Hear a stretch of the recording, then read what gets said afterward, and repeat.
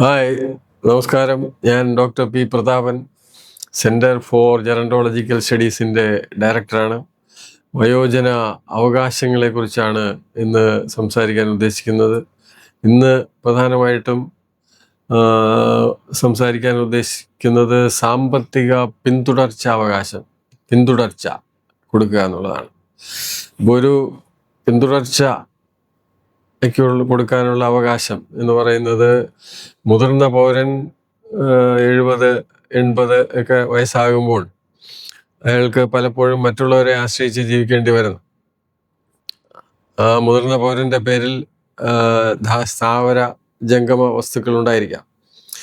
ഈ വസ്തു സ്വാഭാവികമായിട്ടും അവരുടെ മക്കൾക്കാണ് കിട്ടേണ്ടത്. മക്കളില്ലാത്തവർക്കാണെങ്കിൽ അത് ബന്ധുക്കൾക്ക് കിട്ടും. അപ്പോൾ മക്കൾ തന്നെ കൂടുതൽ മക്കളുണ്ടെങ്കിൽ ആ മക്കൾക്ക് തുല്യ അവകാശമുണ്ട്. അതുപോലെ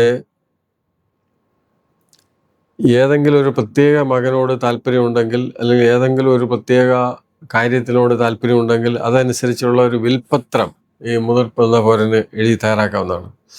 അപ്പോൾ ഈ വിൽപ്പത്രം തയ്യാറാക്കി തൻ്റെ സ്വത്ത് ആർക്കാണ്, ഏത് രീതിയിലാണ് പോകേണ്ടത് എന്ന് തീരുമാനിക്കാനുള്ള അവകാശവും അതുവഴി വിൽപ്പത്രം തയ്യാറാക്കാനുള്ള അവകാശവും ഒരു മുതിർന്ന പൗരനുണ്ട്. രണ്ടാമത്തെ ഒരു പിന്തുടർച്ചയുമായിട്ട് ബന്ധപ്പെട്ട് വരുന്ന ഒരു കാര്യമാണ് പവർ ഓഫ് അറ്റോർണി. അപ്പോൾ ഈ മുതിർന്ന പൗരൻ്റെ സ്വത്തുക്കൾ കൈകാര്യം ചെയ്യുന്നതിന്, അല്ലെങ്കിൽ മുതിർന്ന പൗരൻ്റെ മറ്റെന്തെങ്കിലും ഒരു കാര്യം, ചികിത്സ കാര്യങ്ങൾ, ആരോഗ്യ കാര്യങ്ങൾ നോക്കുന്നതിന്, സ്വത്ത് തന്നെ പല സ്വത്തുണ്ടെങ്കിൽ പല തരത്തിലുള്ള സ്വത്ത്, പല സ്ഥലത്തുള്ള സ്വത്തുണ്ടെങ്കിൽ ഓരോന്നിനും ഓരോ ആൾക്കാരെ ഏൽപ്പിക്കാം.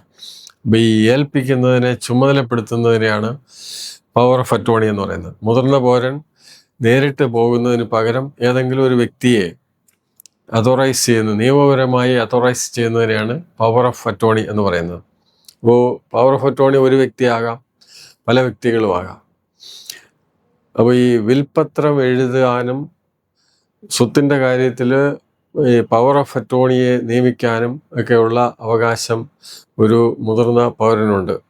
എല്ലാ മുതിർന്ന പൗരന്മാരും വിൽപ്പത്രം എഴുതുകേണ്ടത് വളരെ ആവശ്യമായിട്ടുള്ളൊരു കാര്യമാണ്.